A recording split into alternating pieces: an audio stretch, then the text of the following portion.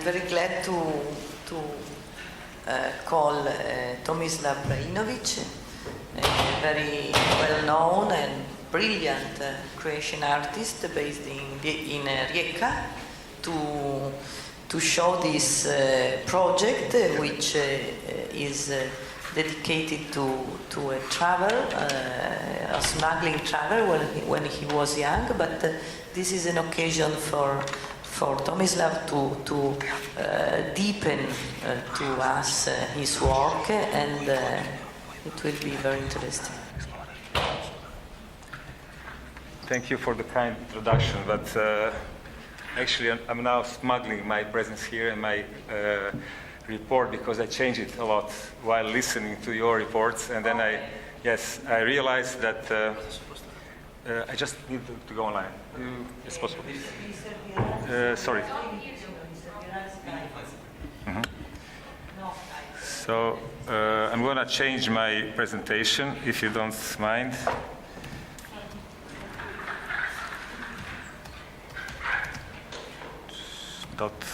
.com, because I realized that my whole being as an artist is kind of smuggling. Smuggling as an idea, actually, or smuggling of ideas. Being a member of a family, of being born in a family with a father that was kind of non-conformist, always fighting against the kind of mainstream. I realized that all my fears and all my kind of connection with the reality, with my surrounding friends and the social facts is kind of connection from a position of somebody who is smuggling something, actually hiding something, or being afraid of living something openly. In that sense, I now kind of try to, or I start to understand the works actually I did all these times through these eyes. Yes. So I was actually writing a paper for this presentation called An Engaged Poetics. So when I was thinking about my works, I kind of said this is kind of poetic, but it's at the same time it's also critical towards the politics, society, art world. So actually it's all together. It's being poetic, but trying to be critical. Or being critical in a kind of nice way, not being direct, not burning things, or not burning public things, because I burned some things. So I will start with one work that I did in 2005 in London. And now I realized it was actually smuggling, because I was not supposed to do such a work. Oh, sorry, it's wrong work, but just a second. It's a bit different. Buddhas of Mamian, yes. So I studied at St. Martin's in London, and then first I was not aware of, I don't know why it's not working, but maybe it's the bad connection. Yes. So I studied in a very kind of strange place, London, who was kind of politically correct in the sense that your artistic actions were filtered and censored, in the sense that after a few months they told me I should present everything I do to the dean before presenting it publicly. But I had the feeling that everything I was doing was poetic, not politically engaged, not strong enough, actually hiding the real critical point. No? So I once dressed as a Muslim soldier, and I bought a Bible, an illustrated Bible, on a market. And I made this kind of video performance where I was sitting alone in a room on a table and filming from the top, turning these pages.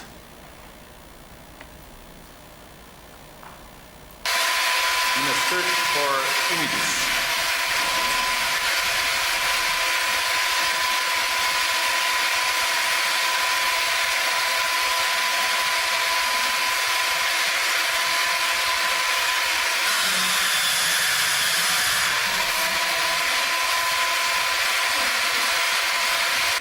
But then I met, in that moment, I met the director of this the school, Joanna Greenhill, and she was kind of shocked by seeing me dressed as a Muslim soldier in the academy. But everything was fake. It was a kind of piece of linen. This jacket was borrowed from a friend of mine from Korea, so I just made an improvisation. And I made this act of iconoclasm, actually, extracting images that were smuggled in a book. They were kind of put together with words that are conceptually more powerful or clean. That's why God said, do not make images. So I was cleaning the images that were imported by the Western culture into the clean idea, and that is Bible.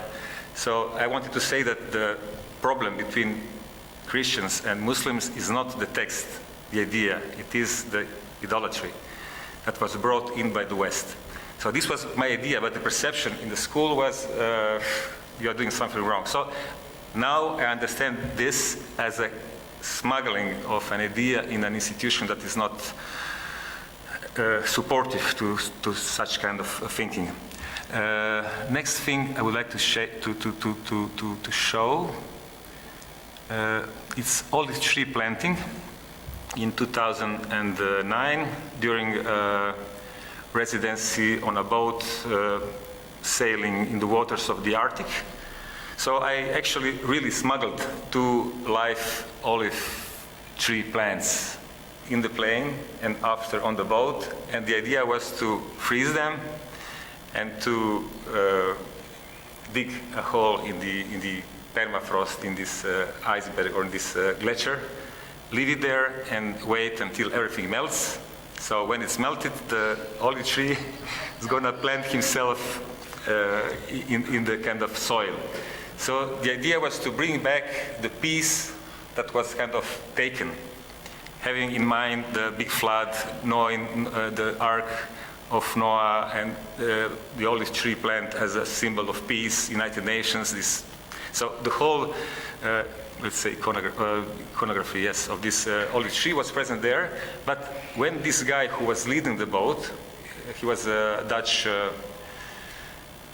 tourist, let's say, how we would call it, a guard or somebody who is accompanying this artistic expedition with a rifle.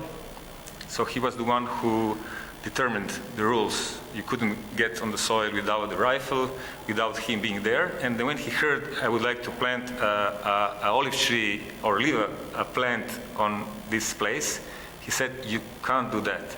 And he was very resolute. So there is no way you can leave a living biological object or plant on such a place. In the same time, thousands of tourists are coming, or birds from Russia, from everywhere, wearing seeds on their feet, in their poop and everything. So the whole archipelago is polluted. But when it comes to permission, you can't do it. So actually, I was allowed to make it kind of planting. And I went to this big glacier. I made a hole. I planted this frozen olive tree in the ice, and I made this final photo where it was. So it was a glacier and a boat in the far away from this position.